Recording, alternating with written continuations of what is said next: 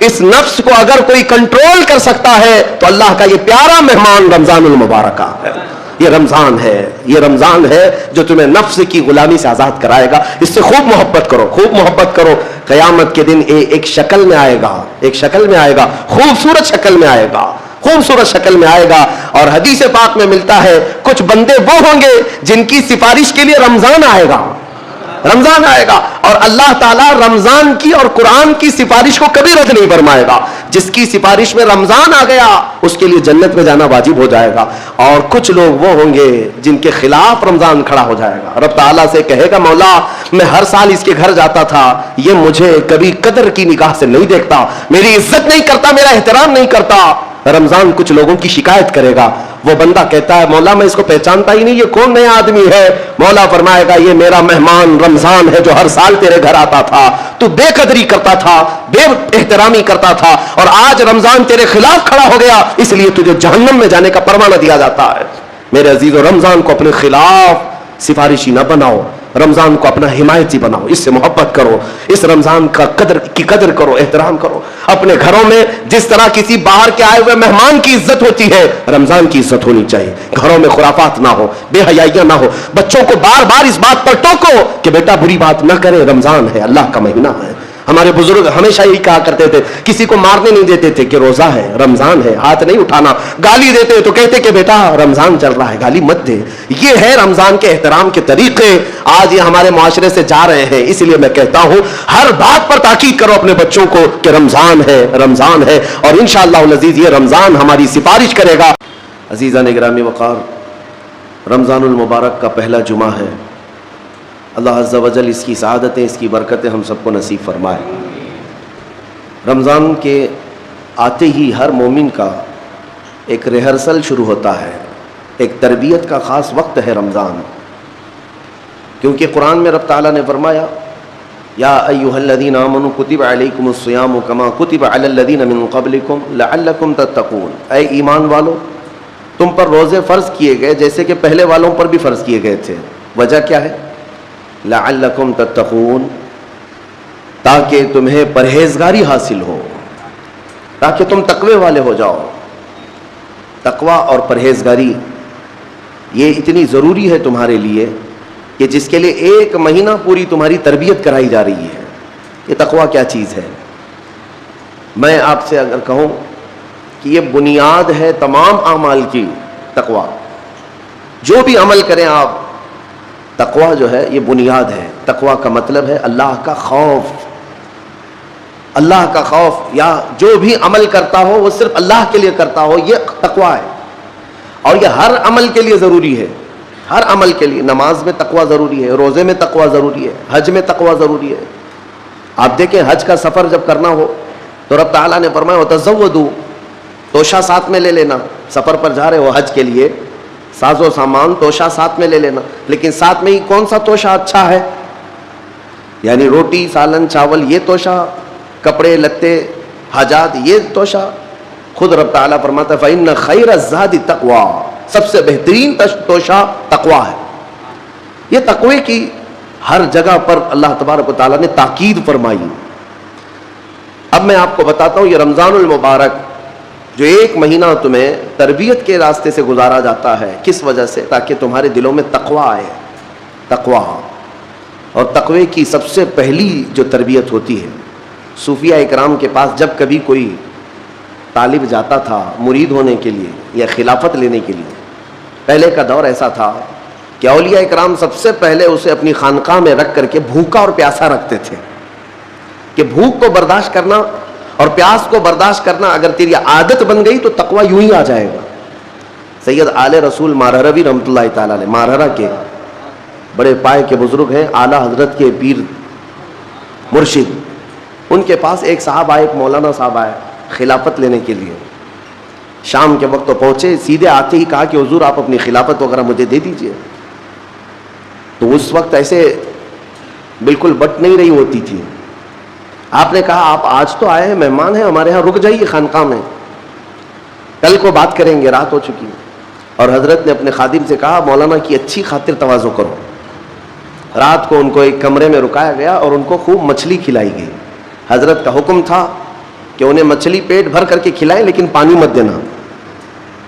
اور ایک خاص قسم کی وہاں پر مچھلی ملتی ہے اتر پردیش میں, وہ مچھلی کھلائی گئی. جب پیٹ بھر کر کے مولانا صاحب نے مچھلی کھائی تو خادم صاحب نے باہر سے دروازہ بند کر لیا, کمرے میں انہیں اندر چھوڑ کر باہر چلے گئے. وہ اندر سے پکارتے رہے, پانی تو دے دیجئے, کھانا کھا لیا پانی تو دے دیجئے. کوئی سننے والا ہی نہیں تھا. وہ پانی کرتے کرتے کرتے اندر سے چیختے رہے, چلاتے رہے, اور پھر جو ہے ان کی آنکھیں بڑی ہو گئی تھی پیاس کی شدت کی وجہ سے. ایک سی بات ہے, مچھلی کے بعد بہت تیز پیاس لگتی ہے, کیونکہ مچھلی باہر بھی پانی میں رہتی ہے, اندر بھی اسے پانی کی ضرورت ہوتی ہے. تو وہ چیختے رہے یہاں تک کہ اب برا بھلا کہنا بھی شروع کر دیا. میں نے ان کی بڑی تعریف سنی تھی, لیکن مہمانوں کے ساتھ ایسی بدتمیزی, ایسا سلوک. رات بھر وہ تڑپتے رہ گئے. صبح کو جو ہے نڈھال پڑے تھے زمین پر, فجر سے پہلے دروازہ کھولا گیا. انہوں نے آؤ دیکھا نہ تاؤ, خادم کا جبہ پکڑ کر کھینچا اور لڑنے پر آ گئے ہیں. تماچے لگائے, کہا کہ یہ کوئی شرافت ہے, یہ کوئی تہذیب ہے, اس طرح سے کھانا کھلا کر مہمان کو بغیر پانی کے بند کر کے چلے جاتے ہو. تو حضرت اس وقت آ گئے, حضور آل رسول رحمۃ اللہ تعالیٰ علیہ قریب آئے, پوچھا کیا بات ہے. کہا آپ نے ایسا ایسا ہمارے ساتھ سلوک کیا. کہا اب آپ کو پانی دے دیا جائے گا لیکن اب خلافت نہیں دی جائے گی, اس لیے کہ پانی کی پیاس برداشت نہ کر سکے اسے تقویٰ نہیں, اور تقویٰ نہیں تو خلافت کس بات کی. تقویٰ کئی چیزوں سے رک جانے کا نام ہے. حضرت عمر فاروق رضی اللہ تعالیٰ عنہ سے پوچھا گیا تقویٰ کیا چیز ہے, تو آپ فرماتے ہیں کہ یوں سمجھو کہ ایک راستہ ہے جس میں دائیں جانب بھی کانٹے ہیں, بائیں جانب بھی کانٹے ہیں, سامنے تمہاری منزل ہے. دونوں راستوں سے, کانٹوں سے اپنے جسم کو بلکہ اپنے کپڑوں کو بچا کر کے نکل جانا, یہی تقویٰ ہے.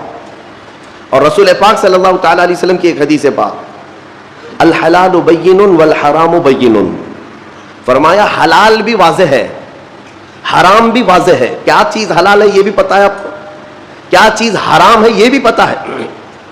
شراب حرام ہے, خنزیر حرام ہے, مردار حرام ہے, چوری حرام ہے, یہ سب تو پتا ہے. حلال بھی پتا ہے, اپنے ہاتھوں سے کمائی ہوئی چیزیں حلال ہیں. چاول, گیہوں, باجرہ, یہ سب چیزیں حلال ہیں نا آپ کے لیے. پھلوں میں بہت ساری حلال ہے, جانوروں میں جو حلال ہے وہ سب پتا ہے. تو حلال کی لسٹ بھی معلوم ہے تمہیں, حرام کی لسٹ بھی معلوم ہے. حضور پاک صلی اللہ علیہ وسلم فرماتے ہیں ان دونوں کے بیچ میں کچھ چیزیں ہیں جن کے بارے میں پتہ نہیں چلتا حلال ہے کہ حرام ہے. ان چیزوں کو چھوڑ دینے کا نام تقویٰ ہے.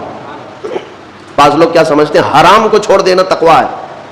ارے میاں, حرام کو چھوڑنا تو مسلمان کی شان ہے, ضروری ہے. تم شراب نہیں پیتے تو یہ تقویٰ نہیں ہے, یہ تو اسلام کا حکم ہے. تم جوا نہیں کھیلتے, چوری نہیں کرتے, یہ تو اسلام کا حکم ہے تمہارے اوپر. لیکن کچھ ایسے شک والی چیز سے بھی بچ جاتے ہو, اس کو کہتے ہیں تقویٰ. وہ تقویٰ ہے. تقوی کی بہت ساری مثالیں ہیں, لیکن میں آپ کے سامنے ابھی رمضان کے متعلق عرض کرنے جا رہا ہوں کہ جیسے گزشتہ میں نے ایک تفسیر میں بھی عرض کیا, بعض لوگوں کو ایسا لگتا ہے کہ رمضان میں لوڈ شیڈنگ ہوتی ہوگی, کچھ خزانہ خدا میں بچت کے لیے لوگوں کو بھوکا اور پیاسا رکھا جاتا ہے, کچھ رزق بچا لیا جائے. نادانو, اللہ رب العزت جو پوری کائنات کا رزاق حقیقی ہے, اسے کسی چیز کی کمی نہیں ہے. یہ روزے جو فرض کیے گئے خزانے میں بچت کے لیے نہیں, بلکہ ہمارے جسموں کی اور ہماری روحوں کی اصلاح کے لیے. ہماری روحوں کی اصلاح اور جسموں کی اصلاح کے لیے ہمیں تقویٰ ملے. میں آپ کو بتاتا ہوں, ایک سوال میں آپ سے پوچھتا ہوں. آج رمضان میں یہ بہت ضروری ہے, کیونکہ رمضان ہونے کے بعد بھی سب کو پتا ہے کہ چاند دکھتے ہی اللہ شیطانوں کو قید کر لیتا ہے. یہ سب کو پتا ہے. حدیث پاک میں بھی سرکش جنات اور شیطان دونوں قید ہو جاتے ہیں. ان کو قید کر دیا جاتا ہے, جب تک چاند نہیں دکھے گا یہ نہیں آئیں گے.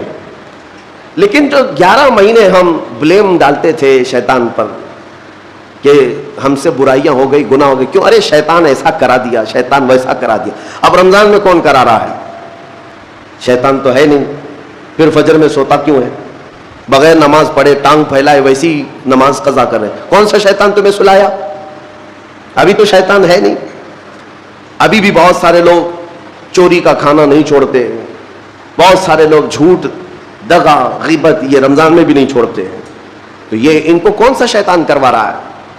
کون سا شیطان یہ برائیاں کرواتا ہے؟ اس کے جواب کے لیے ایک چیز سمجھنا ضروری ہے. یہ بات تو مشہور ہے کہ ساری برائیاں شیطان کرواتا ہے، ابلیس کرواتا ہے نا؟ لیکن آپ کو وہ واقعہ معلوم ہے جب آدم علیہ السلام کو اللہ تعالیٰ نے پیدا کیا اور سارے فرشتوں سے کہا کہ سجدہ کرو، کل ہی کی تفسیر میں نے عرض کیا، اس میں ابلیس بھی تھا. ابلیس بھی اس وقت بہکا ہوا نہیں تھا، گمراہ نہیں تھا، وہ اچھا تھا. ابلیس تو بہت عبادت کرنے والا تھا اللہ تعالیٰ کی.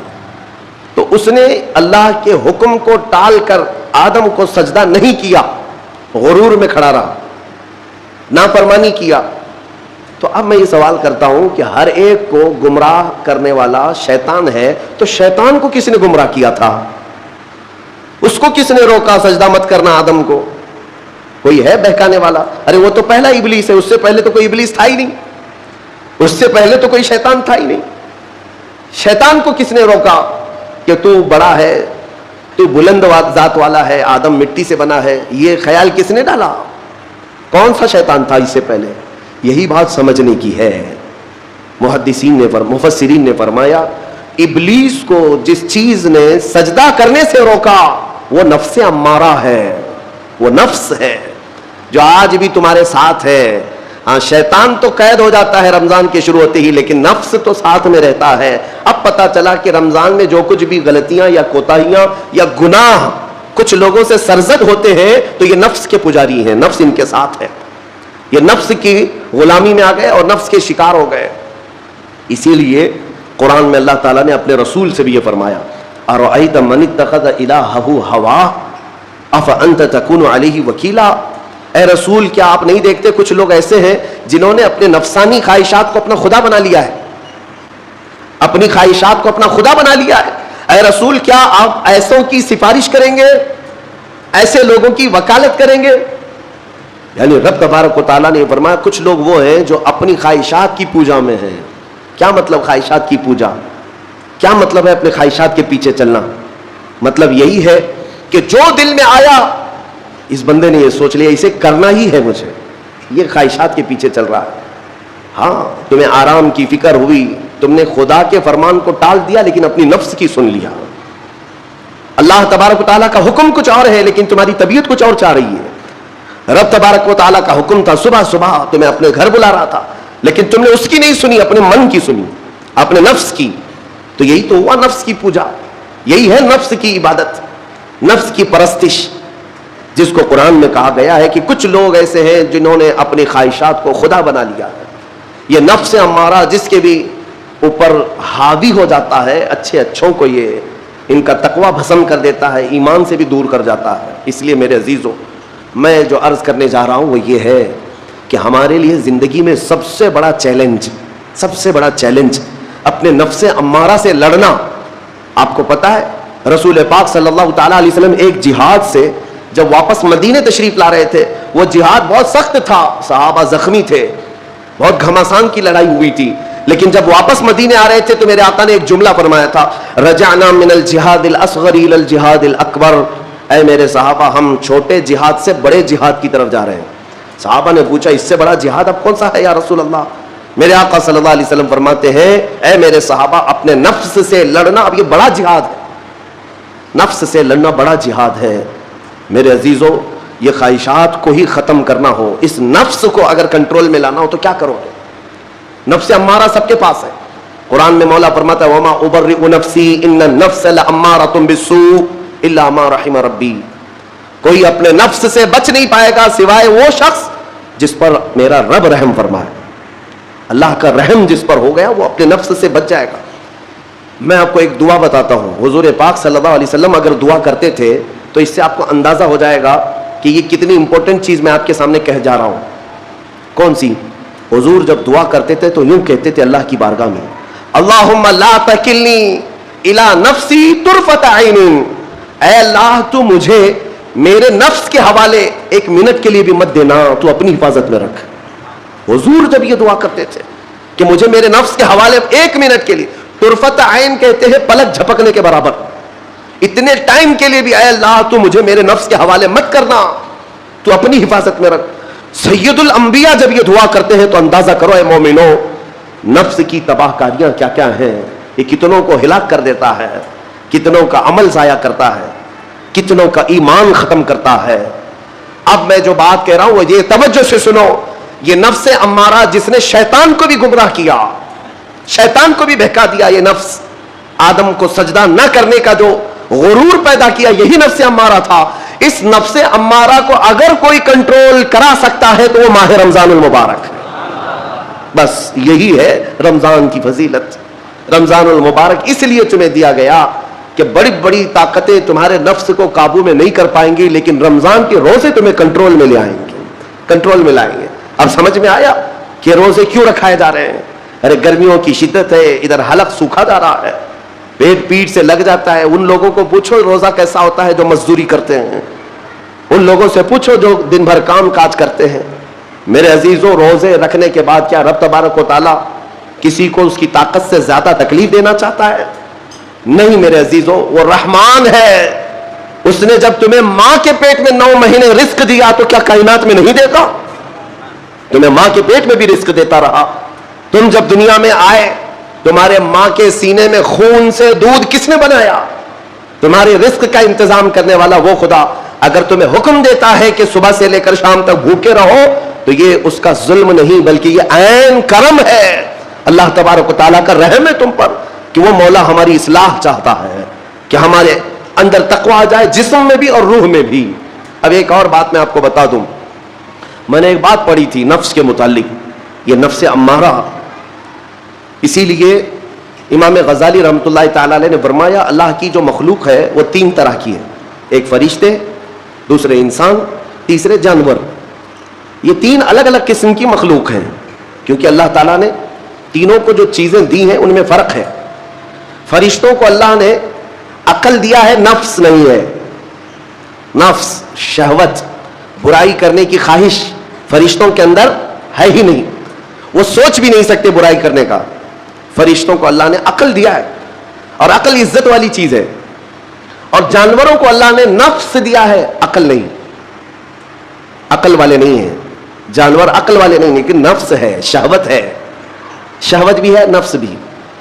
لیکن انسان ایک ایسی مخلوق ہے جسے اللہ نے عقل بھی دیا ہے، نفس بھی دیا ہے۔ مطلب یہ ہے کہ تمہیں اللہ نے ایک چیز فرشتوں والی دی ہے، ایک چیز جانوروں والی بھی دی ہے، دونوں تمہارے اندر ہے، عقل بھی ہے، نفس بھی ہے۔ لیکن امام غزالی فرماتے ہیں توجہ، جو بندہ نفس ہونے کے باوجود گناہوں سے اپنے آپ کو بچا لیا وہ بندہ فرشتوں سے بھی افضل ہے۔ کیوں؟ فرشتے اس لیے بچے ہوئے ہیں کہ ان کے پاس نفس ہے ہی نہیں، اور تم بچ رہے ہو تو کمال کی بات ہے، نفس ہوتے ہوئے بھی گناہ سے بچ گیا تو اس انسان کا مقام فرشتوں سے بھی اعلیٰ ہے۔ لیکن ساتھ ہی امام غزالی یہ بھی فرماتے ہیں عقل ہونے کے باوجود اگر گناہوں سے نہیں بچتا تو پھر وہ جانوروں سے زیادہ ذلیل ہے، کتے اور خنزیر سے بھی گیا گزرا ہے، کیونکہ جانور تو بیچارہ معذور ہے، اسے عقل نہیں ہے، نفس ہے۔ تمہارے پاس عقل ہے، اس کے باوجود حرام کاریاں کر رہے ہو تو جانوروں سے زیادہ گر گئے۔ فیصلہ تمہارے ہاتھ میں ہے کہ تم کون سی زندگی گزارنا چاہتے ہو، کون سی، کہ تم نفس کے پجاری بن جاؤ یا عقل کا صحیح استعمال کر کے فرشتوں والی صفات پر عمل کرو۔ عزیزان گرامی وقار، نفس اور عقل یہ جو 2 چیزیں ہیں ان کو میں آپ کے سامنے تھوڑا سا کھول کر کے عرض کرتا ہوں۔ عقل جو ہے عزت والی چیز ہے، جسے بھی دی گئی ہے وہ عزت والا ہے۔ کیوں عزت والی ہے یہ عقل؟ پوری دنیا میں عقل کا ہی تو کمال ہے، جس کے پاس عقل ہے وہ بادشاہ ہے، جس کے پاس عقل ہے وہ لوگوں کو ہانکتا ہے، پوری دنیا کو ادھر سے ادھر کر سکتا ہے، عقل۔ اور نفس جو ہے، نفس برائیوں کی طرف بلانے والا، عیاشی کی دعوت دینے والا، موج مستی کرانے والا اور اپنے آپ کو تباہ کروانے والا۔ اچھے بھلے نوجوان، 25 سال کی کڑیل جوانی ہے، کون ہے جو انہیں نشے کے اڈے پر لے جاتا ہے؟ کون ہے جو ان کو تباہ و برباد کرتا ہے؟ نوجوان کو اچھی طرح سے معلوم ہے کہ میں کوکین، افیون، ہیروئن لوں گا تو میرے جسم کے ساتھ کیا ہوگا، اسے معلوم ہے، لیکن اس کے باوجود عیاشی کروانا یہ نفس کی عادت ہے۔ کسی کے اوپر نفس غالب آتا ہے، کسی کے اوپر عقل غالب آتی ہے۔ عقل جس کے اوپر غالب آ گئی وہ اچھا آدمی ہے، نفس جس کے اوپر غالب آ گیا وہ شیطان کا پجاری ہو گیا، نفس کی سننے والا۔ اب یہ دونوں جو چیزیں ہیں میں بتاتا ہوں آپ کو۔ روایت میں ملتا ہے کہ جب اللہ نے عقل کو بھی پیدا کیا اور نفس کو بھی پیدا کیا تو اپنے سامنے حاضر کیا، عقل سے پوچھا کہ اے عقل بتا میں کون ہوں اور تو کون ہے؟ عقل نے کہا یا ربی انا عبدک وانت ربی، اے اللہ میں تیرا بندہ ہوں اور تو میرا رب ہے۔ عقل نے کیا کہا؟ میں تیرا بندہ ہوں اور تو میرا رب ہے۔ اللہ نے عزت سے نوازا، اقرار کیا نا بندہ ہونے کا، عقل نے اقرار کیا۔ پھر نفس کو بلایا، نفس سے پوچھا بتا میں کون ہوں اور تو کون ہے؟ نفس نے کہا انت انت انا انا، تو ہے میں ہوں۔ یہ غرور تھا نفس کے اندر، یہ گھمنڈ تھا نفس کے اندر کہ میں ہوں۔ نفس جس کے اندر غالب آتا ہے وہ آج بھی یہی کرتا ہے، میں ہوں، کسی کے سامنے کیا جھکنا ہے۔ تو حکم ہوا کہ اس نفس کو 100 سال جلایا جائے، 100 سال جلایا گیا، اس کو عذاب دیا گیا نفس کو۔ 100 سال بھگتنے کے بعد، آگ کی تپش بھگتنے کے بعد اسے پھر لایا گیا نفس کو۔ اللہ تعالیٰ نے پوچھا اے نفس بتا میں کون ہوں اور تو کون ہے؟ نفس نے کہا انت انت انا انا، تو ہے میں ہوں۔ غرور نہیں ٹوٹا، گھمنڈ نہیں ٹوٹا۔ حکم ہوا اللہ کی طرف سے فرشتوں کو، اس نفس کو اب 100 سال تک بھوکا اور پیاسا رکھا جائے، کوئی چیز نہ دی جائے۔ اسے سخت سزا دی گئی، بھوک اور پیاس کی نفس کو کوئی چیز نہیں دی گئی۔ 100 سال کے بعد پھر اس کو حاضر کیا گیا، پوچھا گیا بتا کون ہوں میں؟ نفس نے کہا اے اللہ تو میرا خدا ہے، میں تیرا بندہ ہوں۔ فرمایا بزرگوں نے کہ نفس کو اگر کوئی جھکا سکتا ہے تو وہ بھوک ہے، اسی لیے مولا نے رمضان کے روزے تم پر فرض فرمایا۔ نفس کو جھکا سکتے ہو، نفس کو کنٹرول میں لا سکتے ہو تو بھوک کے ذریعے سے۔ ہاں یہ بھوک اور پیاس یوں ہی نہیں دی گئی ہے۔ دنیا اگر سمجھتی ہو کہ مسلمانوں کو یہ بھوکا اور پیاسا رکھوایا جا رہا ہے تو انہیں کیا خبر ہے کہ روح کسے کہتے ہیں، نفس کسے کہتے ہیں؟ جو آلریڈی غلاظت میں پڑے ہوئے انہیں کیا سمجھ ہے؟ لیکن الحمدللہ ہمارا تصور ہے آخرت کا، ہمارے ہاں تصور ہے جنت کا، ہمارے ہاں تصور ہے جہنم کا، اللہ کی بارگاہ میں حساب کا۔ اس لیے ضروری یہ بن پڑتا ہے کہ ہم اپنی دنیا میں ہی اصلاح کریں۔ میرے عزیزوں، اس نفس کی جو تباہ کاریاں ہیں اس سے بچنا ہر نوجوان کے لیے ضروری ہے۔ تم روزوں کو ہلکے میں مت لو۔ اس سے پہلے بھی میں کہا کرتا تھا، آج پھر سے میں ریپیٹ آپ کے سامنے کہتا ہوں، مسلمان کے لیے روزے جو فرض کیے گئے آپشنلی نہیں ہے میرے عزیز، یا آپشنلی نہیں ہے، اختیاری نہیں ہے، جسے چاہے وہ رکھے جسے چاہے وہ چھوڑے۔ ہاں ہمارے یہاں معاشرہ ایسی ہی ہے نا، ہاں صبح اٹھ کر کے لوگ پوچھتے رہتے ہیں روزہ ہے، روزہ ہے؟ کیوں پوچھ رہے روزہ ہے؟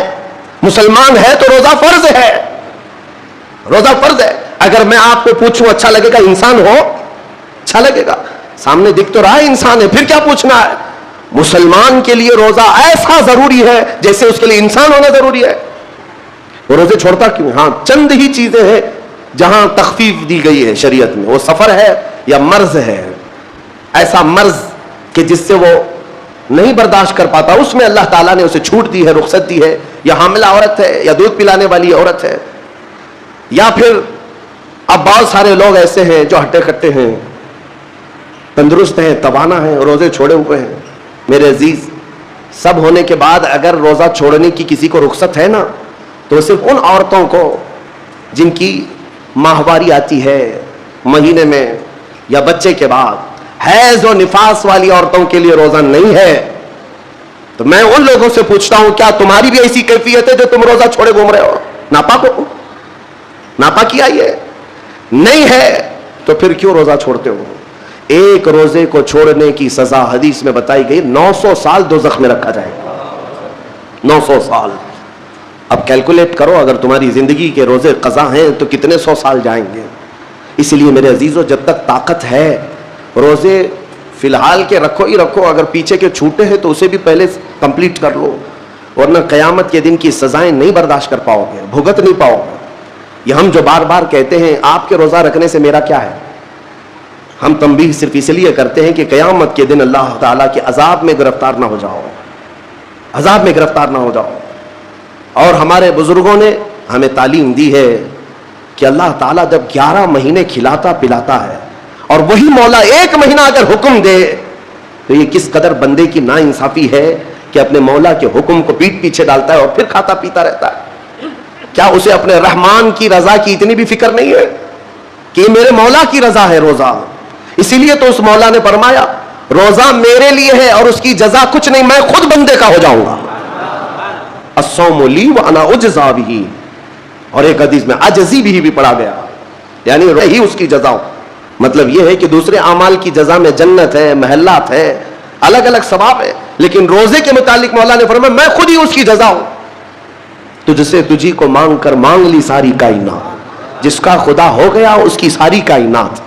میرے عزیزوں، اللہ تبارک و تعالیٰ اگر کسی بندے کا ہے تو پھر اس کے کیا کہنے. اچھا، ایک اور اس میں حکمت یہ ہے، روزہ جو رکھا جاتا ہے یہ بندے اور اللہ کے بیچ کا راز ہے، دوسرے کسی کو پتہ نہیں.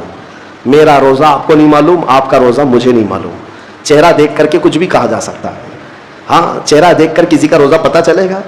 آپ کل سحری کر کے نیت کر کے روزے سے آئے ہیں، کسی کی پیشانی پہ تو لکھا نہیں ہے کہ یہ روزے دار ہے. آپ نے کہا، آپ نے مان لیا، لیکن حقیقت کیا ہے یہ تم جانو گے، اللہ ہی جانے. بہت سارے تمہارے پاس موقع ایسے آتے ہیں جب ایک ایک گھونٹ نگل سکتے ہو، وضو کے بیچ میں، غسل کے بیچ میں، جب کوئی نہ دیکھ رہا ہو تب چٹکیاں لے کر اندر ڈال سکتے ہو، کوئی نہ دیکھ رہا ہو. لیکن بندے اور مولا کے درمیان کا ایک راز ہے روزہ.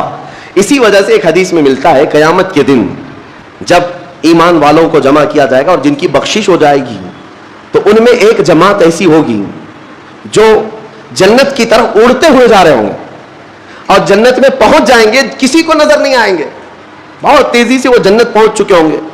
باب الریان ایک دروازہ ہے جو صرف روزے داروں کے لیے، جن کے روزے اللہ کی بارگاہ میں پسند آ گئے، وہ دروازہ صرف ان کے لیے. وہاں پہنچ چکے ہوں گے، بہت سارے اہل اللہ، بڑے بڑے مقامات والے وہاں موجود ہوں گے. پوچھیں گے تم کہاں سے آئے، کون سے راستے سے آئے؟ نہ وہاں نظر آئے نہ راستے میں نظر آئے، یہاں کیسے پہنچے؟ تو کہیں گے کہ اللہ تبارک و تعالیٰ نے ہمیں روزوں کی وجہ سے یہ مقام دیا. رب تعالیٰ کی طرف سے ارشاد ہوتا ہے کہ ان بندوں نے دنیا میں جو روزہ رکھا تھا وہ سب سے چھپا ہوا تھا، کسی کو پتہ نہیں تھا روزہ ہے یا نہیں. اس لیے جب میں نے ان کے روزے قبول کیے تو سب سے چھپا کر انہیں جنت کی طرف بھیج دیا. وہاں پر بھی یہ جزا دی گئی. میرے عزیزوں، فضیلتیں بہت ساری ہیں، سب کو پتہ ہے، لیکن میں جو کہہ رہا ہوں وہ یہ ہے کہ اگر اپنے نفس کو کنٹرول میں لانا ہو تو یہ روزے شرط ہیں. ایک صحابی حضور کی بارگاہ میں آئے، جوان تھے، کہا کہ یا رسول اللہ صلی اللہ علیہ وسلم، جوان ہو چکا ہوں، شادی کی عمر ہے، لیکن شادی کرنے کی طاقت نہیں، مال نہیں، اسباب نہیں، کیا کروں؟ شادی نہ کریں تو گناہوں کی طرف چلے جائیں، خواہشات ہیں انسان کی. تو جانتے ہیں میرے آقا صلی اللہ تعالیٰ علیہ وسلم نے کیا فرمایا کہ اگر استطاعت ہے تو شادی کر لے ورنہ روزہ رکھ لے. شادی کے بدل ڈائریکٹ کون سی چیز؟ روزہ. فرمایا اس لیے کہ روزہ تمہاری شہوت کو ختم کرتا ہے، تمہارے اندر صبر قائم کرتا ہے. عزیزان گرامی، حدیث پاک کا یہ مفہوم میں آپ کے سامنے رکھ رہا ہوں. تربیت میں میرے آقا نے ان نوجوانوں سے کہا جن کی شہوت غالب ہے، جو گناہوں کی طرف زیادہ جا سکتے ہیں، ان کے لیے فرمایا گیا وہ روزہ رکھیں، کنٹرول میں رہیں گے. صرف رمضان کا ہی نہیں، سال میں اور بھی دنوں میں روزہ رکھو تاکہ تمہارا نفس قابو میں رہے، کنٹرول میں رہے. میں چند مہینے پہلے کچھ نوجوانوں کی کثرت کو دیکھ رہا تھا جو اپنے جسم کو شیڈول بنانے کے لیے، مینٹین کرنے کے لیے ڈائٹ پلان تیار کر رہے تھے. تو اس میں ایک بہت ہی بڑے ڈاکٹر ہیں جنہوں نے ڈائٹ پلان دیا، تو اس میں انہوں نے مینشن کیا کہ ہفتے میں ایک دن بھوکا رہنا چاہیے، صبح سے شام تک. وہ نان مسلم ہے. میں نے پوچھا تھا کہ یہ آپ کے ڈائٹ پلان میں کس لیے ہے؟ تو انہوں نے اس کی سائنٹیفک وجہ بتائی کہ ہفتے بھر میں ہم جو کچھ بھی کھاتے ہیں کچھ ایسی چیزیں جمع ہو جاتی ہیں جن کو پگھلنے کا موقع ہی نہیں ملتا، ہم بار بار کھاتے رہتے ہیں، اس پر چیزیں جمع ہوتی رہتی ہیں. ایک دن ہفتے میں اگر اپنے پیٹ کو خالی چھوڑ دیا جائے تو فاسد مادے گل کر کے باہر نکل جائیں گے اور صحت ہمیشہ صحیح رہے گی. یہ دنیا کہہ رہی ہے. میرا مولا بغیر حکمت کے کوئی چیز تم پر فرض نہیں فرماتا. جس نے ہمارے جسموں کو بنایا، جس نے ہماری روح کو بنایا، وہی زیادہ بہتر جانتا ہے کہ ہمارے حق میں کیا چیز اچھی ہے. اس لیے اے میرے عزیزوں، اب ان نفس کے خلاف جو باتیں میں نے عرض کی ہیں، نوجوانوں، آج تمہارے لیے نہیں، پوری زندگی کا سب سے بڑا چیلنج ہے، سب سے بڑا چیلنج. جو اپنے نفس امارہ سے بچ گیا وہ صحیح سلامت دنیا سے چلا گیا، ورنہ موت کے وقت بستر پر روح نکلنے سے پہلے بھی نفس امارہ بہکاتا ہے. یہ شیطان کا قریبی دوست ہے. یہ دونوں کی سانٹھ گانٹھ ہے، نفس کی اور شیطان کی دوستی بہت گہری ہے، بہت گہری ہے. اسی لیے تو شیطان جاتا ہے تو نفس اس کا کام کرتا رہتا ہے. دونوں مل کر کے انسان کو تباہ و برباد کرتے ہیں. لیکن اس کے باوجود اگر آپ بچے ہیں تو یہ اللہ کا فضل ہے تم پر، اللہ کا فضل ہے. میں بنی اسرائیل کے ایک شخص کے متعلق پڑھا تھا، بڑا عبادت گزار شخص تھا. وہ اپنے صوما میں، صوما کہتے ہیں جس میں عبادت کرتے ہیں، بنی اسرائیل کا وہ عبادت گزار شخص قریب 80 سال تک عبادت کیا اور باہر نہیں نکلا. شہر میں سب سے زیادہ مقبول، ہر ایک اس کے پاس دعائیں کرانے کے لیے آتے تھے. اتفاق سے اس گاؤں میں ایک گھر کے 4 بھائی تھے، وہ تجارت پر جا رہے تھے، ان کی تنہا بہن تھی گھر پر. چاروں نے سوچا ہم تجارت پر جا رہے ہیں، اپنی بہن کہاں چھوڑیں. تو چاروں نے کئی لوگوں سے مشورہ کیا اور بزرگوں سے بات چیت ہوئی تو کہا کہ وہ عابد جو شب زندہ دار ہیں، رات بھر عبادت کرتے ہیں، ان کی نگرانی میں چھوڑ کر، ان کی کفالت میں چھوڑ کر چلے جاتے. وہ چاروں آئے اور اپنی تجارت کا سفر بتایا اور کہا کہ ہماری بہن گھر پہ رہے گی، بس آپ دیکھ بھال کریں. اور وہ تجارت پر چلے گئے. یہ بہت ہی عبادت گزار شخص ہے بنی اسرائیل کا، بہت عبادت گزار. چند دن گزرے تھے کہ نفس نے یہ باتیں باہر لانی شروع کی کہ پتہ نہیں وہ خاتون اندر اکیلی کیا کرتی ہوگی، بھائی بھی نہیں، ماں باپ بھی نہیں. پھر شیطان آیا، کہا ارے کچھ تو خیال کرو، تمہارے پاس امانت دے کر گئے ہیں اس کے بھائی، تم اس سے خیر خیریت بھی نہیں پوچھتے. آپ نہ جانا اس کے پاس، محض آپ اپنی چوکھٹ سے تو اسے آواز دے کر کے پوچھ لیں کیا چل رہا ہے اس کے گھر میں. تو اس عابد نے اپنے صوما کی چوکھٹ پر آ کر اس خاتون کو آواز دی. وہ خاتون اپنے گھر کے باہر آئی، چوکھٹ پر وہ کھڑی رہی. پوچھا کیسی چل رہی ہے، خیریت ہے، طبیعت اچھی ہے. بات چیت ہوئی، اس کے بعد چلے گئے. یہ پہلی بات چیت تھی جس کے بعد اس عابد کے دل میں بات کرنے کا جذبہ اور بڑھ گیا، خواہش اور بڑھ گئی. عورت سے بات کرنے کو آج نوجوان یہ سمجھتے ہیں یہ تو فرینڈلی ہے، ہم تو ایسی دوستی میں کر رہے ہیں. تمہیں پتا ہے یہ بہانے ہیں دوستی اور فرینڈ شپ کے، یہ سب نفس امارہ کی تباہیاں ہیں جو تمہارے دل میں بار بار شہوت پیدا کرتا ہے. اب اس 80 سالہ عبادت گزار شخص کا حال یہ تھا. دوسرے دن صبح پھر سے باہر چوکھٹ پہ آیا، اس خاتون کو بلایا بات چیت کے لیے. وہ پھر بات چیت کرنے لگی، ادھر سے بھی بات ادھر سے بھی بات. چند دن گزرے کہ اب گھنٹوں بات ہونے لگی، خیر خیریت چھوڑو، گھنٹوں بات ہونے لگی. عبادت میں بھی فرق پڑ گیا. ایک خاتون کی طرف، ایک عورت کی طرف دل کا میلان بڑھتا چلا گیا. یہ نفس ہے، نفس ہے. جہاں پیٹرول ہو اور پھر آگ ہو، ایسا نہیں ہو سکتا کہ دونوں میں ایک بھی ادھر سے ادھر ہو جائے تو آگ نہیں لگے گی، بھڑکے گی نہیں. میرے عزیزو، اس کے بعد کئی دن ایسے ہونے کے بعد شیطان ایک بزرگ کی شکل میں آ کر اس عابد سے کہا کیا کھڑے کھڑے بات کرتے ہو، اس کے گھر جاؤ، بیٹھو، تسلی دو اس کو. یہ عابد اپنے صوما سے 80 سال بعد باہر نکلا تھا اور اس خاتون کے گھر گئے اور کھانا پینا ساتھ ہوتے ہوتے یہ نوبت یہاں آئی کہ زنا کر لیا. 80 سالہ عبادت گزار شخص زنا جیسی نحوست میں مبتلا ہو گیا، منہ کالا کر لیا. اب اس کے بعد اپنے صوما واپس آیا. اس کو تو ایسا لگا کہ میں تو مزے میں ہوں، بھائی بھی نہیں ہے اس کے، کوئی نہیں ہے. لیکن اس عورت کا حمل ٹھہرا، وہ حاملہ ہو گئی. اب اس کو ڈر لگا کہ اس کا حمل ہو گیا، کیا کیا جائے. نفس بھڑکاتا رہا، شیطان بھی ساتھ دیتا رہا. شیطان آیا اور اس نے کہا کہ ایک کام کرو، اس کا گلا گھونٹ کر مار ڈالو ورنہ تمہاری بدنامی ہوگی. یہ عابد اس کے گھر گیا، رات کو اس کے ساتھ تنہائی پا کر کے اس کا گلا گھونٹ دیا اور عورت کو ختم کر دیا. قتل دوسرا گناہ. اور اس کے بعد اسی گھر میں گڑھا کھود کر کے دفن کیا. چوری کو چھپانا پھر سے گناہ. زمین کو صاف کر دیا. واپس اپنی عبادت گاہ میں آیا. جب وہ بھائی اس کی تجارت سے واپس آئے، پوچھا ہماری بہن کہاں ہے، تو یہ رونے دھونے لگا. کہا تمہاری بہن بڑی بیمار ہو گئی تھی، علاج کرایا، نہیں بچ سکی، انتقال ہو گیا، قبرستان میں میں نے دفن کروا دیا. اور جھوٹ موٹ ایک قبر کے پاس لے گیا اور کہا یہ تمہاری بہن کی قبر ہے. بھائی روتے رہے، اپنی تنہا اکلوتی بہن کو یاد کر کے واپس آئے. بات یوں ہی گزر گئی، لیکن نفس کی تباہ کاریاں چھپتی نہیں ہیں. یہ کالے کرتوت کبھی پوشیدہ نہیں رہتے. پھر ابلیس ان 4 بھائیوں کے پاس گیا اور کہا تمہیں پتہ ہے تمہاری بہن کہاں ہے؟ کہا وہ تو انتقال ہو گئی، اللہ کو پیاری ہو گئی. کون کہا؟ کہا اس عابد نے کہا. کہا وہ جھوٹ بولتا ہے، اس نے تمہاری بہن کے ساتھ منہ کالا کیا، زنا کیا اور گلا گھونٹ کر مارا اور اسی گھر کے اندر دفن کیا ہے، کھود کر دیکھ لو. ابلیس نے ان بھائیوں کو سب بتایا. اور جب ان بھائیوں نے زمین کھودی تو لاش سڑی گلی موجود تھی. اللہ اکبر. اب زمین کے پیروں کے نیچے زمین کھسک گئی. کیا اللہ والا ایسا بھی کر سکتا ہے؟ اتنا عبادت گزار. پھر لوگوں کو جمع کیا گیا، سبوں نے دیکھا تو اس کے بعد غصے میں سارے لوگ بپھر گئے اور سب کے سب ٹوٹ پڑے اس صوما پر اور اسے کھینچ کر کے باہر لایا گیا اور اس سے پوچھا گیا. آخر میں مار توڑ کے بعد اس نے اقرار کر لیا کہ ہاں میں نفس کے دھوکے میں آ گیا تھا. مجھ سے یہ گناہ ہو گیا ہے، غلطی ہو گئی ہے. ساری قوم نے مل کر اس کا چہرہ کالا کیا اور اس کو پھانسی پر چڑھایا. جب پھانسی پر لٹکانا تھا، دنیا تماشا دیکھ رہی تھی، بچے تالیاں بجا رہے تھے، لوگ پتھر پھینک رہے تھے، لیکن اس وقت بھی سامنے شیطان آیا اور اس کا نفس بھی تھا. یہی نفس امارہ ہے. دونوں نے مل کر کے کہا کہ اے عابد، اب بھی تیری حفاظت ہو سکتی ہے، بچ جائے گا تو اس پوری بلا سے تجھے ہم نکال لیں گے. اس نے پوچھا کیسے؟ کہا دیکھ تو جتنی عبادت خدا کی کیا 80 سال، اس خدا نے تجھے کچھ نہیں رکھا، اس حالت تک لے آیا. کاش تو ہماری عبادت کر لیتا، ہمیں خدا مان لیتا تو چٹکی میں تجھے نکال لیتے. نفس کی سن لیا اس عابد نے.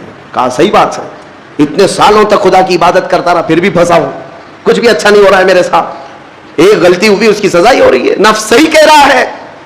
اس نے اپنے نفس کی مانی اور شیطان سے کہا تو ہی میرا خدا ہے، تجھ سے میں سجدہ کروں، مجھے اس بلا سے نکال لے.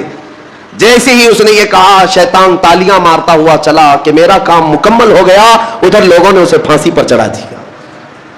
ابتدا آنکھوں سے شروع ہوئی، باتوں سے شروع ہوئی اور کفر پر خاتمہ ہوا. موت کس بات پر ہوئی؟ کفر پر موت ہوئی.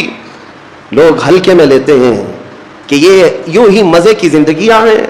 میرے عزیزوں، نفس سے الرٹ رہو. اس نفس نے اچھے اچھوں کا تقوی بھسم کر دیا، کئی لوگوں کی عبادتیں ضائع کر دیں. عورت کے فتنے سے، مال کے فتنے سے، حرص لالچ کے ذریعے سے اس نے ایمان کو تباہ کیا ہے. اور پھر میں آخر میں یہی کہتا ہوں، اس نفس کو اگر کوئی کنٹرول کر سکتا ہے تو اللہ کا یہ پیارا مہمان رمضان المبارکہ ہے. یہ رمضان ہے، یہ رمضان ہے جو تمہیں نفس کی غلامی سے آزاد کرائے گا. اس سے خوب محبت کرو، خوب محبت کرو. قیامت کے دن ایک شکل میں آئے گا، ایک شکل میں آئے گا، خوبصورت شکل میں آئے گا، خوبصورت شکل میں آئے گا. اور حدیث پاک میں ملتا ہے کچھ بندے وہ ہوں گے جن کی سفارش کے لیے رمضان آئے گا، رمضان آئے گا. اور اللہ تعالیٰ رمضان کی اور قرآن کی سفارش کو کبھی رد نہیں فرمائے گا. جس کی سفارش میں رمضان آ گیا اس کے لیے جنت میں جانا واجب ہو جائے گا. اور کچھ لوگ وہ ہوں گے جن کے خلاف رمضان کھڑا ہو جائے گا. رب تعالیٰ سے کہے گا مولا میں ہر سال اس کے گھر جاتا تھا، یہ مجھے کبھی قدر کی نگاہ سے نہیں دیکھتا، میری عزت نہیں کرتا، میرا احترام نہیں کرتا. رمضان کچھ لوگوں کی شکایت کرے گا. وہ بندہ کہتا ہے مولا میں اس کو پہچانتا ہی نہیں، یہ کون نیا آدمی ہے؟ مولا فرمائے گا یہ میرا مہمان رمضان ہے جو ہر سال تیرے گھر آتا تھا، تو بے قدری کرتا تھا، بے احترامی کرتا تھا، اور آج رمضان تیرے خلاف کھڑا ہو گیا، اس لیے تجھے جہنم میں جانے کا پروانہ دیا جاتا ہے. میرے عزیزو، رمضان کو اپنے خلاف سفارشی نہ بناؤ، رمضان کو اپنا حمایتی بناؤ، اس سے محبت کرو، اس رمضان کا قدر کرو، احترام کرو. اپنے گھروں میں جس طرح کسی باہر کے آئے ہوئے مہمان کی عزت ہوتی ہے، رمضان کی عزت ہونی چاہیے. گھروں میں خرافات نہ ہو، بے حیائیاں نہ ہو. بچوں کو بار بار اس بات پر ٹوکو کہ بیٹا بری بات نہ کرے، رمضان ہے، اللہ کا مہینہ ہے. ہمارے بزرگ ہمیشہ یہی کہا کرتے تھے، کسی کو مارنے نہیں دیتے تھے کہ روزہ ہے، رمضان ہے، ہاتھ نہیں اٹھانا. گالی دیتے تو کہتے کہ بیٹا رمضان چل رہا ہے، گالی مت دے. یہ ہے رمضان کے احترام کے طریقے. آج یہ ہمارے معاشرے سے جا رہے ہیں. اس لیے میں کہتا ہوں ہر بات پر تاکید کرو اپنے بچوں کو کہ رمضان ہے، رمضان ہے. اور انشاءاللہ العزیز یہ رمضان ہماری سفارش کرے گا اور مولا اس کی سفارش پر ہمیں جنت عطا فرمائے.